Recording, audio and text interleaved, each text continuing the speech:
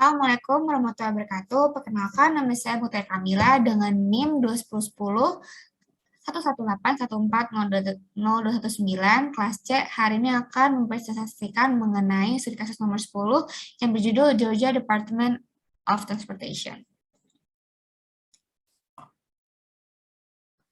Yang pertama ada deskripsi proyek. Deskripsi proyek ini merupakan perbaikan dan perpanjangan masa operasional dari jalan tol I-20 eastbound dari I-285 sampai CR 5150 Jalan Penola di DeKalb, negara bagian Georgia. Value engineering dilaksanakan dari tanggal 9 sampai 12 Februari 2010 oleh PBSNG di Atlanta.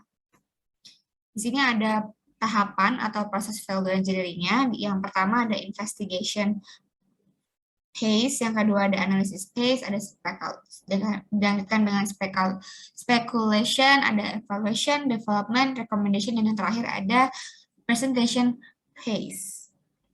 Yang pertama ada investigation atau information phase. Di sini tim value engineering diberikan pemahaman umum oleh Georgia Department of Transportation mengenai konsep desain pembuatan proyek, rancangan biaya proyek, physical project limitation, atau batasan dan parameter keberhasilan proyek. Tim VM mengembangkan cost models dari cost data yang disediakan. Kemudian cost model ini dianalisis dalam hukum Pareto seperti mengidentifikasi elemen dan mengurutkan elemennya dari biaya tertinggi ke terendah dalam pembangunan model konstruksi. Yang kedua, di analysis phase, tim VE ini mendefinisikan, mengklasifikasi, dan mengevaluasi fungsi dari proyek, dianalisis dengan model FAST atau Function Analysis System Technique untuk menetapkan tujuan yang diharapkan dari proyek. Dilakukan dengan mengulas pertanyaan dengan jawaban seperti apa yang dilakukan dan bagaimana, dan benda apa yang dapat diukur atau dipahami. Fungsi dari proyek yang diidentifikasikan meliputi project objective and goals, yaitu merupakan meningkatkan fungsi operasional. Yang kedua ada project basic functions dengan mengurangi konflik dan gangguan suara dan lain sebagainya. Yang ketiga ada speculation phase, yaitu adalah fase dilakukannya brainstorming untuk menghasilkan ide dan gagasan-gagasan dalam pemecahan masalah yang nantinya akan digunakan di tahap selanjutnya, meliputi memanfaatkan lebar jalan guna memperpisah lajur dari 11 inch sampai 12 inch, mengurangi biaya dinding peredam suara melalui alternatif jenis dinding, material, atau dengan mengurangi tinggi dinding atau panjang pemasangan. Yang terakhir ada mengulas kilometer lintas pada desain efektif yang sudah dirancang untuk mengurangi gangguan di sepanjang jalan I-20. Di tahapan berikutnya ada evaluation phase, itu adalah fase di mana ide kreatif yang dihasilkan sebelumnya diolah untuk menentukan alternatif terbaik yang akan dipilih dengan tinjauan yang dilakukan berdasarkan parameter dan tinjauan dari owner dan design team members. Parameter yang digunakan untuk menentukan apakah alternatif ini cukup menguntungkan meliputi adalah apakah dia mempercepat proses, meningkatkan nilai, mengimplementasikan dari alternatif, meningkatkan usia proyekkah, menghemat biaya konstruksi atau tidak, dan apakah menghemat LCC atau life cycle atau life current cycle. Dari kriteria tersebut, VIT mengevaluasi kemudian menilai alternatif dari 5, yaitu sebagai excellent, sampai 1, yaitu poor. Kemudian tahap berikutnya ada development phase, itu di mana membandingkan kesimpulan studi alternatif yang tadi dapat memiliki nilai 4 atau sama atau 5 dengan mempertimbangkan resiko, biaya, dan batasan waktu. Meliputi penjelasan draft ide untuk memperjelas alternatif ide dari semula, keuntungan, kerugian, technical explanation, dan perkiraan biaya dari perancangan dan penghematan biaya. Kemudian ada recommendation phase, di sini adalah fase di mana tim VE mengulas alternatif dan menawarkan alternatif mana yang cocok dan sesuai dengan proyek dan meningkatkan kesuksesan proyek dan nilai pembangunan proyek. Dan yang terakhir ada presentation phase di mana dipresentasikan tujuan memberitahukan kesimpulan kepada owner dan desain tujuan dari alternatif-alternatif tersebut. Dan di sini adalah Pareto chart yang digunakan pada project Georgia Department Eastbound Panola Road. Sini ada project elemennya dan ada total construction cost Kemudian di sini ada diagram biayanya, ada pengeluaran yang paling tinggi ada di asphalt paving dan paling sedikit ada di field engineer office. Di sini dapat dilihat bagaimana biaya yang paling tinggi sampai yang paling rendah itu habis di bagian mana. Kemudian di sini ada diagram fast, merupakan diagram alur berpikir mengenai how dan why. Nah, di sini ada beberapa alternatif yang ditemukan. Alternatif yang pertama adalah merubah desain awal, yaitu bahu luar jalan dengan lebar sepanjang jalur CD diubah menjadi lebar 10 sepanjang jalur CD.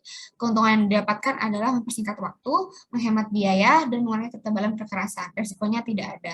Dapat lihat dari tabel bahwa alternatif ini dapat menghemat sekitar $150.000. Yang kedua, dari sini ada ilustrasinya yang gambar di atas merupakan original design atau desain awalnya, kemudian yang di bawahnya adalah alternatif desain sesuai dengan alternatif yang telah disampaikan sebelumnya.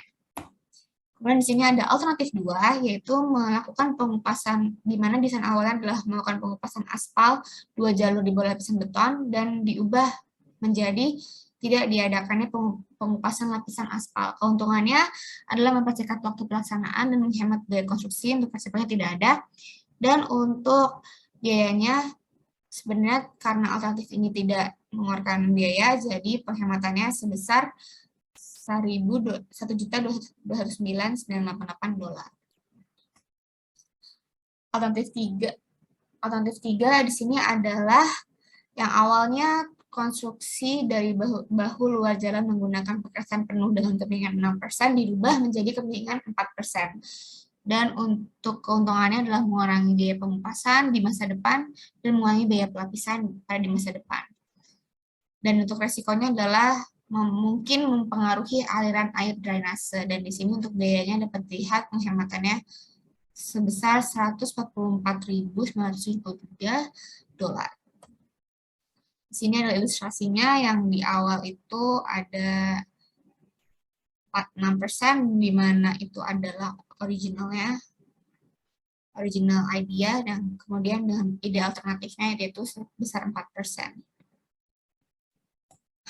Kemudian untuk alternatif yang keempat adalah di mana desain awalnya menggunakan median berupa beton tipe 26 dari STA plus 65 sampai STA 35 dirubah median betonnya menjadi guardrail dengan 2 wajah. Keuntungannya untuk dapat menghemat biaya, mengurangi bagian median yang menonjol, dan mengurangi waktu pemasangan. Resikonya adalah perlunya revisi desain, drainase, dan meningkat biaya perbaikan.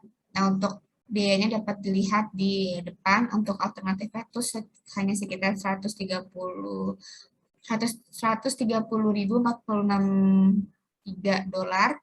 Sementara untuk desain awal lesson itu 1 juta, sehingga dapat menghemat sekitar $1.093.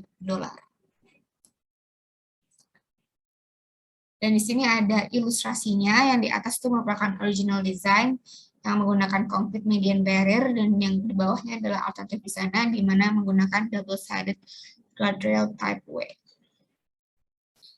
Alternatif yang kelima adalah di mana desain awal ini drainase menggunakan pipa beton dan alternatifnya menggunakan pipa metal. Untuk keuntungannya adalah mengurangi biaya drainase dan mengurangi biaya konstruksi. Resikonya tidak ada, hanya barang lebih murah. Untuk biayanya sendiri dia dapat menghemat sekitar $74.000.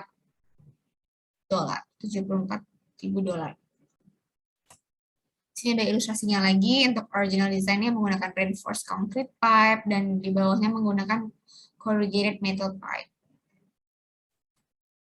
Dan untuk alternatif yang keenam adalah di mana desain awal penahan tanah CIP sesuai standar dari Georgia-nya, kemudian dialternatifkan untuk mengubah dinding penahan tanah CIP menjadi MSE, tetapi desain geometrinya tetap. Untuk keuntungannya adalah menghemat biaya, mengurangi waktu pekerjaan, desain standar GDOT tersedia, meningkatkan estetika. Dalam koridor jalan ini sudah ada dinding MSE yang dimanfaatkan. Resikonya tidak ada. Untuk penghematan biayanya sekitar $1.931.000. Sini ada ilustrasinya, dapat dilihat bahwa di gambar alternatifnya terdapat MSA wall backfill di bagian bawahnya. Kemudian ada alternatif yang ke-7, itu merupakan di mana desain awal itu menggunakan DPT CIP, tetapi persyaratan harus ada dinding peredam suara di kedua koridor jalan.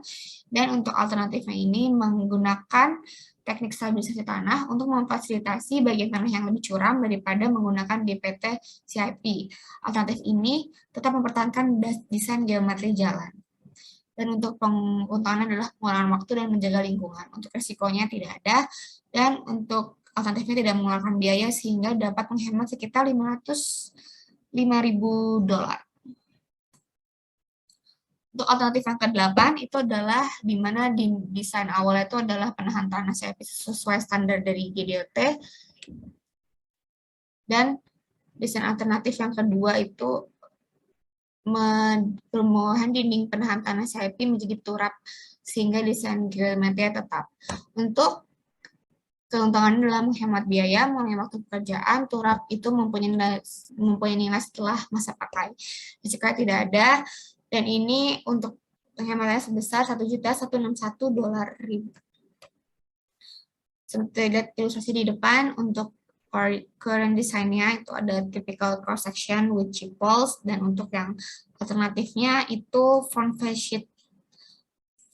of sheet pile wall situ. Jadi dia di bagian depannya menggunakan pile wall. Kemudian untuk alternatif yang ke-9 itu adalah pemasangan, di mana desain awal adalah memasang dinding penahan suara di sepanjang jalan. Untuk alternatifnya adalah menunda pemasangan dinding penahan suara sampai rekonstruksi ulang jalan. Untuk keuntungannya adalah mengurangi semua nilai, resikonya tidak ada. Dan untuk alternatifnya tidak mengeluarkan biaya sehingga penghematannya sebesar $1.511.000.